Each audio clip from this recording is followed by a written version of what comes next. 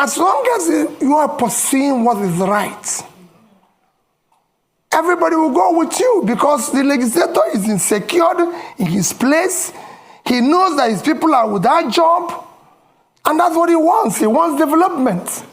What else is he elected to do? It becomes a problem when you are pursuing transactional policies which will benefit you, or you are engaging in nepotism where you have to. But if you address it by strictly following the Constitution, which spells out that the system is characterized by simply that we have diversity and all is included, and you do the right things, you don't need to worry about that. On the issue of IPOB, maybe you're not following me. Even yesterday, I spoke about Biafra being ended 53 years ago. It's all over the place in this space.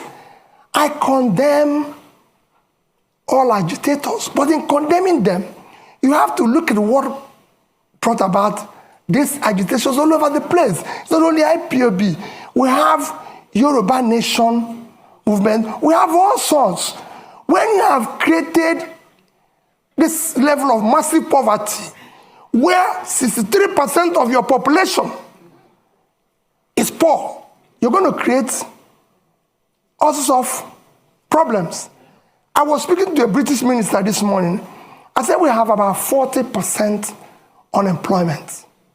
And we have about 60% youth unemployment. Young people in their productive age doing nothing.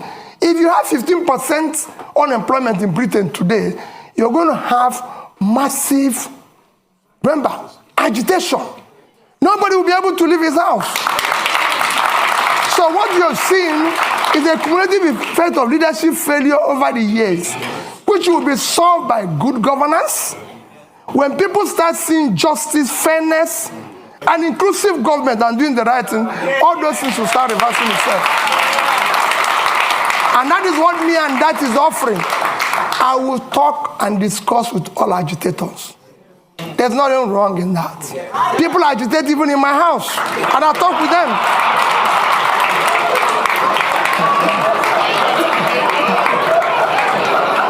So I'll deal with everybody. I'll show you of that. Don't worry about that. On the issue of health, yes, we have a problem with health.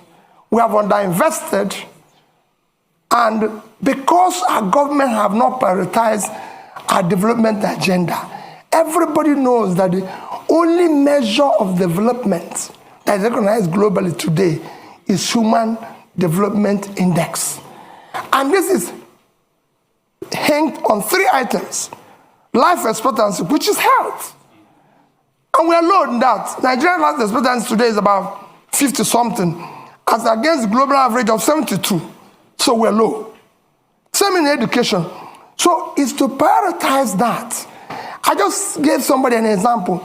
In the past 5 years, from 2015 to 2021, Nigerian budget in health is under 2.5 trillion naira. For 200 million people. It's unacceptable. Even this year, our budget for health is about 1.5 trillion. Our budget for education is about 2 trillion. 2 of them combined, annual budget is about 3.5 trillion. When your 6-month budget for subsidy, which is a criminalized, listen, is 3.6 trillion. It's unacceptable. You have to put money in key development areas. As Professor Dutton has just mentioned, and I read out here, that what separates country, rich and poor, is health and education. So it's clear. So we will deal with it. But he said, how do you cover it? Nations of our size have covered it. How did India, for 1.4 billion people, cover issue of health? How did Indonesia cover that? We have big nations that have done it well. If we don't know how to do it, we learn from them. There's nothing wrong in learning if you don't know how to do it. I'm going to take more questions. Now, there is someone who has such a strong arm. Their arm has been up for 15 minutes. Now, I'm not going to say that's criteria for taking question next time, but madam, you get the question. You have the strongest arm in the audience. Please introduce yourself. One question. Thank you so much. Good afternoon and welcome, sir. My name is Priscilla Winkbo, and I'm an independent broadcaster here in London. And sir, you spoke about your point number 5, which is to generate electricity and power in Nigeria. And you spoke about transmission, distribution, and generation. But I think it's fair to say that our problems with power goes beyond those 3 areas. And the main problem that I see here is this. We have a population, or part of the economy, shall we say, those who supply spare parts, the engineers, those who work within that sector, whether it's those that are selling generators. And we know that that issue is perhaps the biggest issue when it comes to our power generation. So my question here is this. How do you plan, number 1, and I'm going to take a risk here, to deal with the big boys, and how do you also plan to address that economy that will then no longer exist because you have generated power? Because I'm sure that they too will rise up against it. Thank you so much. Thank you very much. We did online have lots of questions about refining also, and so this is a key issue that people are asking question about. So the gentleman there, a bit further along. Yes, there, you, just there, yeah. Please go ahead, introduce yourself. Thank you very much. One question. Good to see you, Peter. Paul Arkwright. I was the British High Commissioner to Nigeria from 2015 to 2018, and it's good to see you in London, sir. Thank you very much for your talk. I've now moved into private business. I'm a consultant, and I'm advising companies and funds, investors, to look at Africa, to look at Nigeria, to consider investing there, and everyone agrees, I think, that FDI, foreign direct investment, is critical to the future of Nigeria. But at the moment, they're very cautious, and that's putting it diplomatically.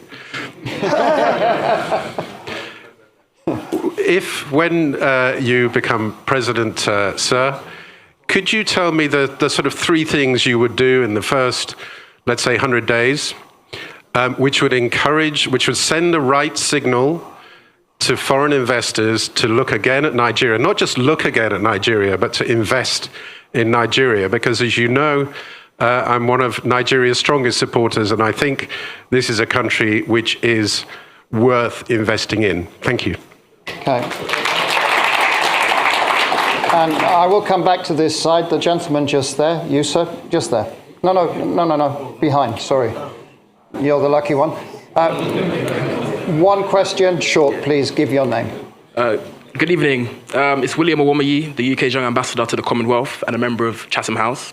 You've caught Nigeria by storm in recent months with your campaign and your vision to unify Nigeria, mobilizing young people all across the country. You mentioned debt a few times in your speech. Currently, the government is repaying debt to the central bank at an interest rate of 19.5%, which is extremely high. How do you plan to support the next generation?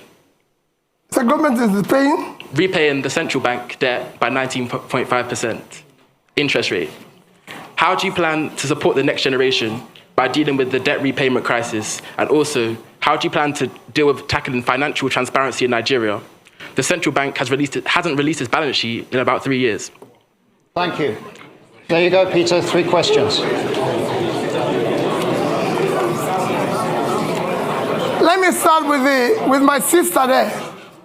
He talked about the big, what you're saying is about the big boys who are selling generators. Let me assure you what we've been campaigning on. Our campaign, you have heard them say we don't have structures. That is the structure we're trying to destroy. Structure of criminality.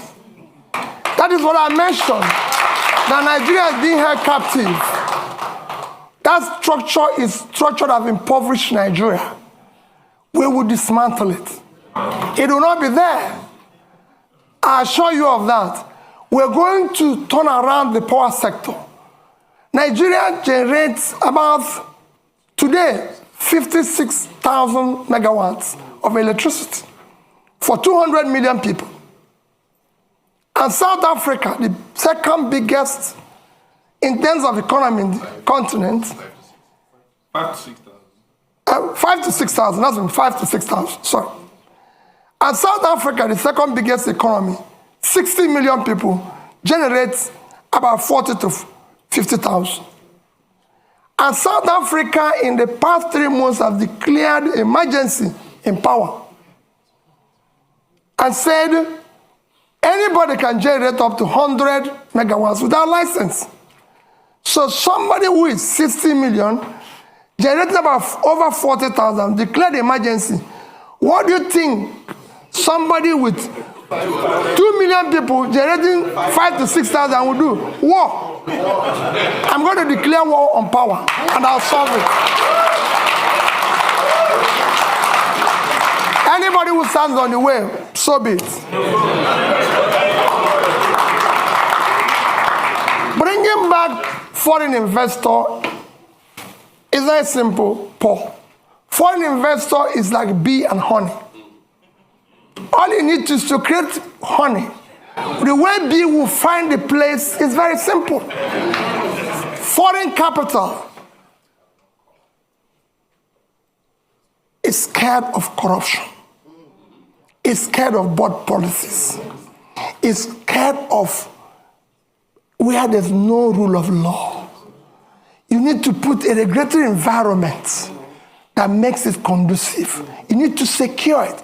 That is at the heart of what Dati and I are offering. We will build that intangible assets of securing the country, making sure that we govern through rule of law. We will fight corruption.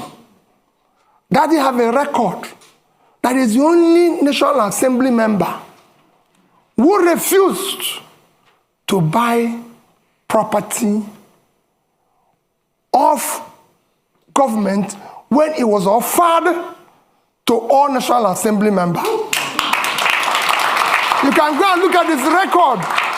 If you have seen anywhere he has compromised or put himself in a transactional position. And I'll stop running. I know how I approached him, and I told him, I and you owe it to save our people. That's why we came together. And we came back and said, we'll work as a team. We'll solve this problem. Go and check my record.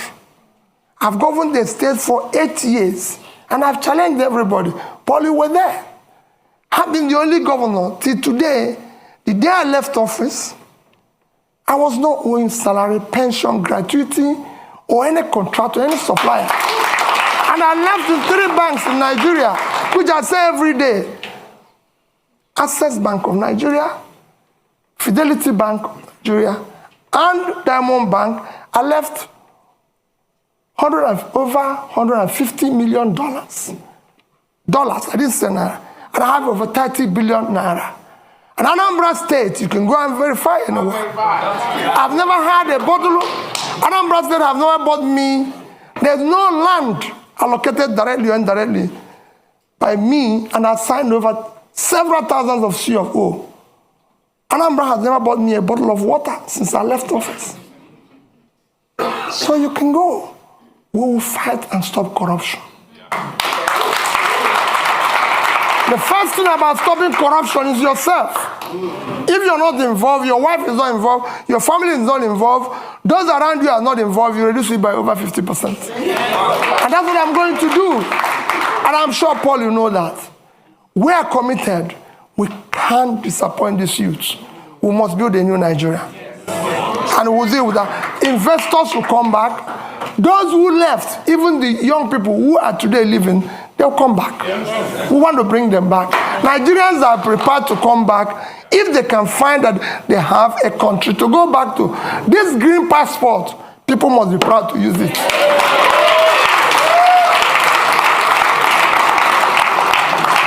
On issue of capital, where do you find money? My young brother, there's nothing wrong in borrowing. Borrowing is a legitimate way of every government I've studied in the world borrow. Even Britain, as we speak, owns over 70% of their GDP. Every government I know lives on borrowing. Even Norway, with 1.4 trillion sovereign wealth, is owing. The economies of the world, the third biggest nation in the world is America. The debt of America today is almost 100% of their GDP. The second, China, is almost owing over 60% of their GDP. Japan owes over 230% of their GDP. But let me tell you the difference. Japan is owing over 230% of their GDP. They invested the money to save their economy. And in that, even with that, Japan is still the highest holder of US treasuries. So there's something they can fall back on. What has happened? So borrowing is not wrong. If I have done, I compare two countries that borrowed with Nigeria and how well they've done. But what has happened is that when you borrow for consumption, you have a crisis. Nigeria borrowed for consumption.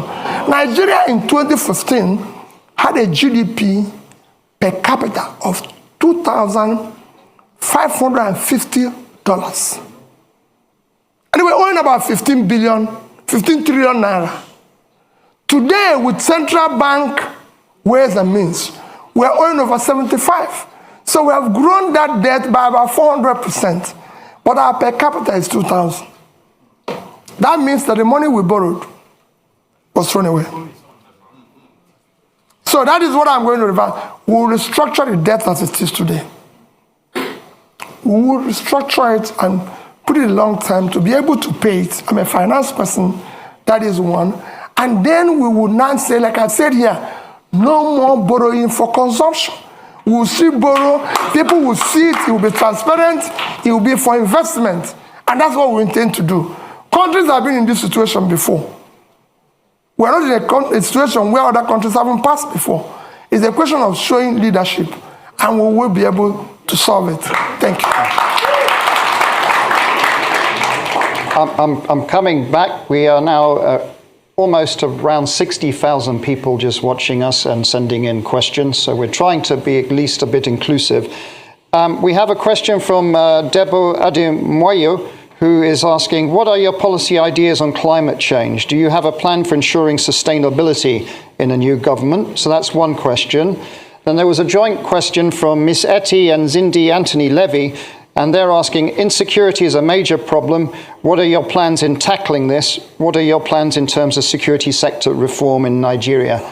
I'm going to take two more physical questions in the room. The lady right in the front here. So I'm not going to discriminate with the front rows. Please, go ahead. Thank you. My name is Chi Chikwendo. I'm a practicing solicitor here, advocating, of course, for rule of law. Thank you so much, Your Excellency, for the inspiring exposition on your vision for policy change and institutional reforms.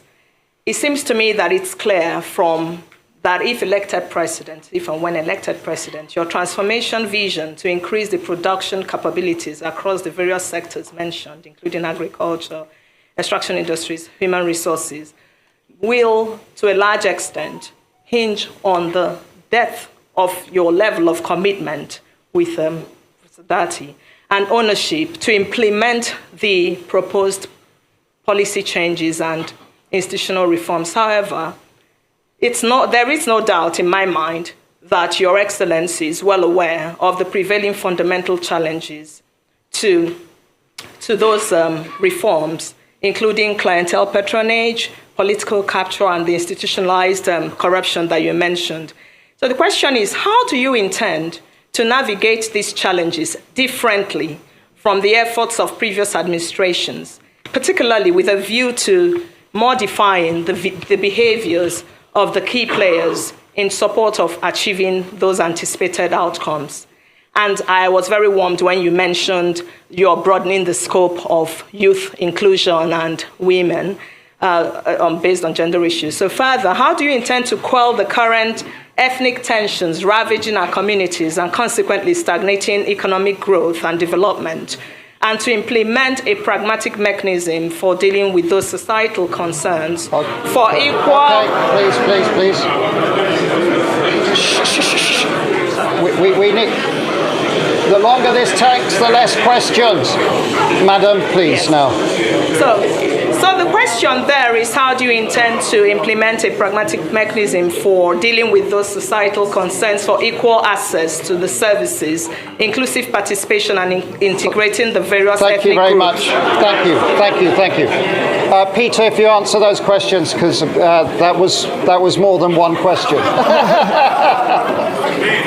Well, let me start with the issue of, you have, like you said, you have more than one question. I have about 2 questions. Let me start with the issue of ethnic tension.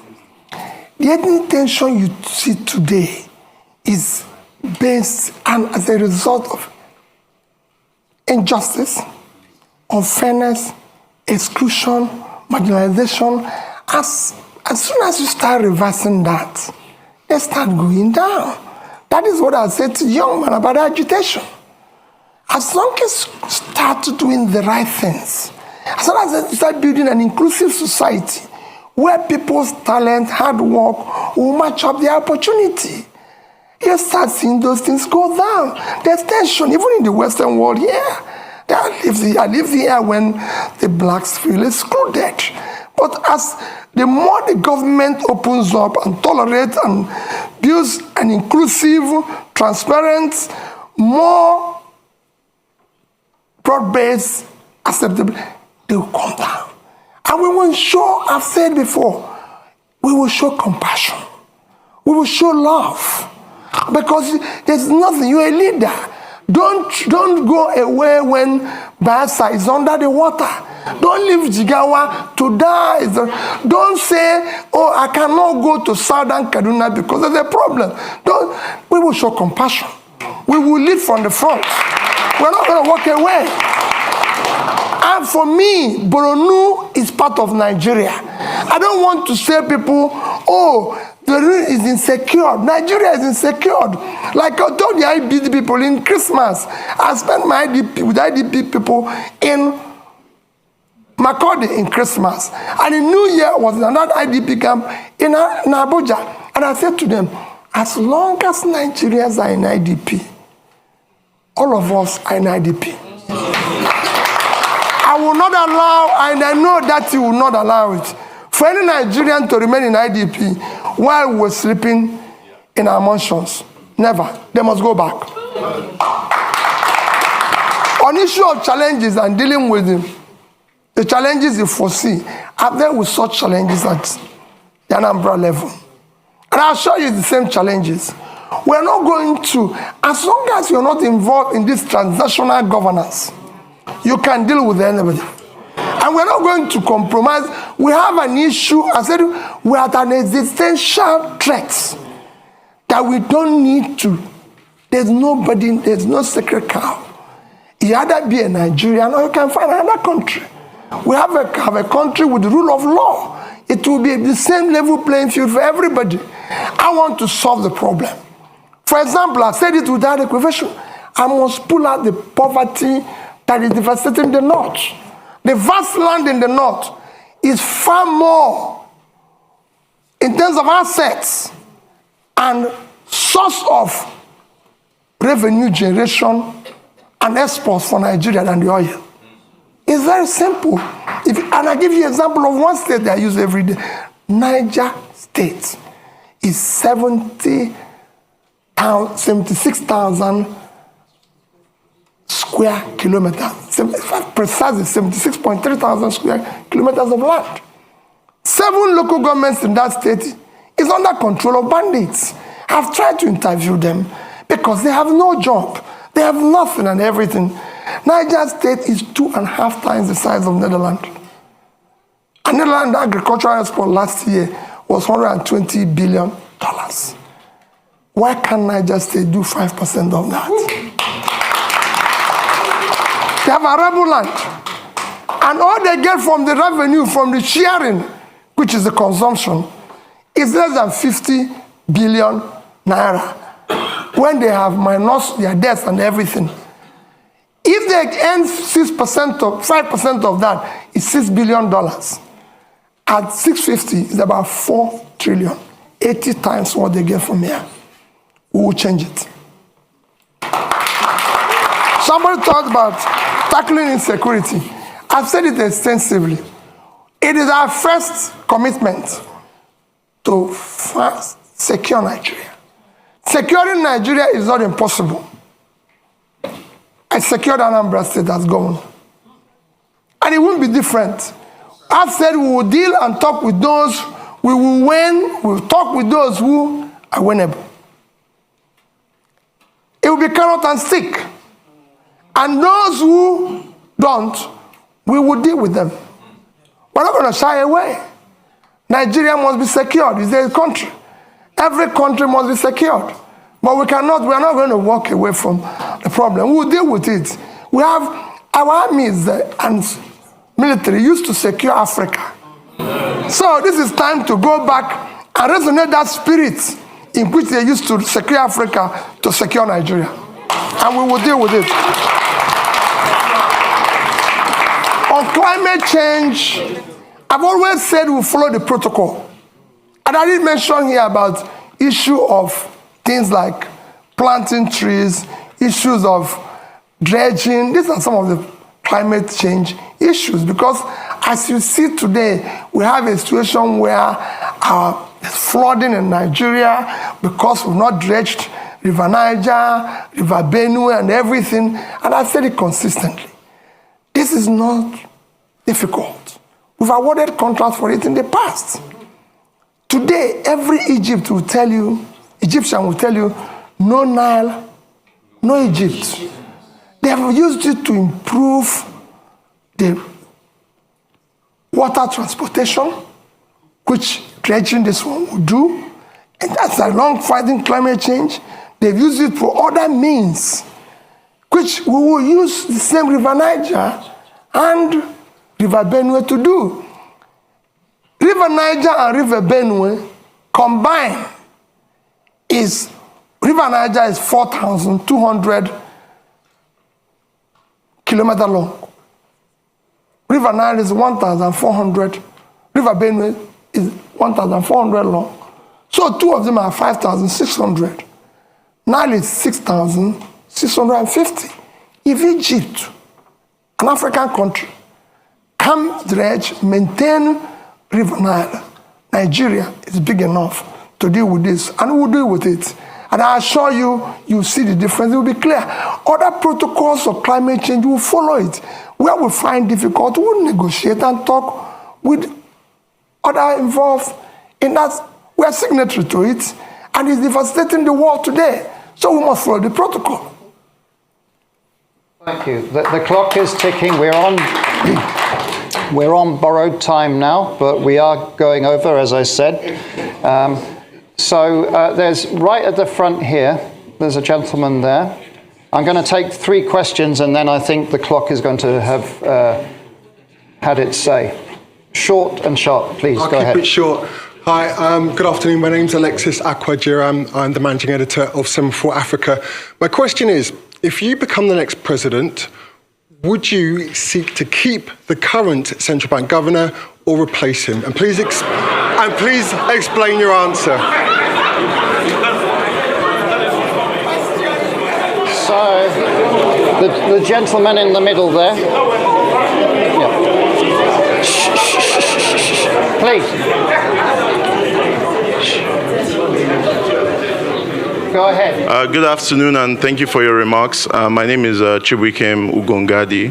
I'm his master's student at King's College London, and it's funny, actually, my question is related to him. Given the debacle at the central bank currently and their conduct over the past 8 years, what is your view on central bank independence as a tool to improve economic growth? And how will you what will you do about the leadership at the central bank when you become president in order to make sure that their principles are in line with yours on monetary policy? Thank you very much. The lady over there. Yes, madam, you. Yes, but sharp, please. There's a microphone just here. It's next to you. Just there, please. Aha. Okay, Your Excellency, good afternoon. So my question here is this. You talked about restructuring. As you're aware, Nigeria can barely service its external debt. Nigeria can barely service its external debt, our current external debt. We cannot service it, or we're finding it difficult to service it. Now, when you become president, how do you intend to restructure our external debt without actually downgrading our rating in the market? Thank you. Thank you. And your name, just so we have it? My name is Ifeyinwa Umunakwe. Okay, thank you. And then if we move the microphone to the lady just there. Last question. Yes. Good afternoon. Nice to see you again, Mr. Obi. My name is Kenneth Chukwuwabo. I'm a PhD candidate at the University of Cambridge. I study public-private partnerships in education.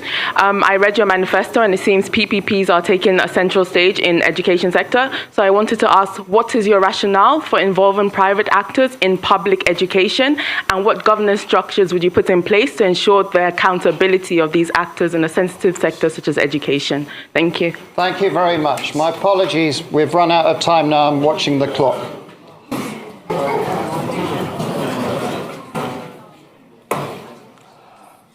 Okay. Alex, I hope you will allow me. There's somebody here that is so keen. When I was coming in, he had a question that is so interested, and it's like, so I told him, if I have opportunity, I will request and answer it publicly. Okay. Let me again go. People are talking about the central bank governor. The problem, first, let me assure you, central bank will maintain its independence. It will be respected.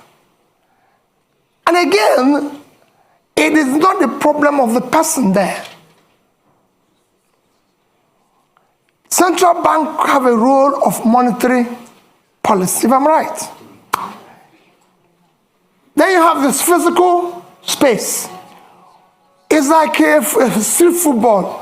When the person who is supposed to be in the physical space is no longer, it's like you go to a football match and somebody who is supposed to play in a particular wing is no longer there. You find people playing various wings. The weakness of the physical space allows the monetary space to take over, and in supporting, because there's a weak governance structure, that is why we're able to do what we're doing. What is happening today is happening. So if you're replacing Godwin and putting somebody with that level of physical rascality, which is what is fueling our inflation and even our rate of exchange today, these are some of the things you need to cut. As long as the government continues on that fiscal rascality, that situation will occur. That's what you need to fix. I won't say what will happen. His term is actually coming to an end. So it won't be too long. So that's that. I assure you that we'll deal with that. You asked about PPP in education. I said you're in Cambridge. Is Cambridge run by British government? Now, I just want to know, because I don't know. When we're talking about PPP in education, we're talking about tertiary education. We're not talking about basic education. We will ensure that basic education is free, and we will drive it aggressive, because we have 20 million out of school children in the north, which I said we will deal with decisively, because those children mostly have learned Quran, which means they're intelligent. We'll meet them at the point of learning Quran and teach them skill. For the tertiary education, we must find a way to fund it in a collaborative way, public partnership, in order to be able to ensure that 4 years will be 4 years, not what is happening today. That's what we mean by that. And it will be, you'll see, it's a win-win situation. That's it. No, not the basic. It won't be the basic. Then, issue of barely servicing our debts. We're not, I've said it before, we're not the only country that have gone through this. Once we move from consumption to production, what we're going to do first is that what you see today, we're inability to service our debts, is because of fiscal rascality. You're paying unsustainable subsidy, which will be stopped from day one, because it's a criminal thing. You're no longer generating money because they're stealing oil. And the only people who can steal oil are people in government, because ordinary people cannot steal oil. You can't put it in your pocket. It's something that you come with sheep. So all those, and you stop corruption, the waste, everything. And you go to seek to ensure that the revenues of government are properly collected. These are things, when you have tightened all the leakages and wastes, you'll be able to increase your position and you negotiate and be able to service them. Look at it, just to give you an example.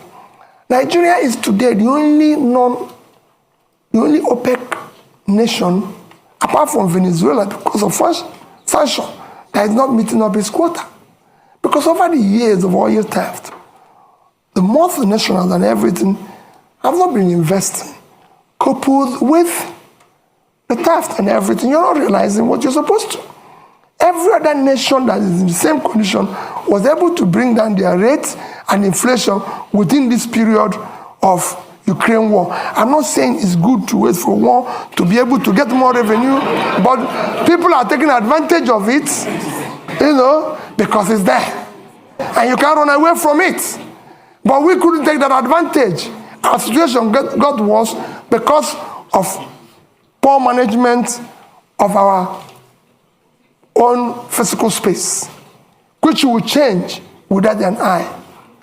And finally, like I said, somebody kept telling me that issue that people have been saying that if I become president, that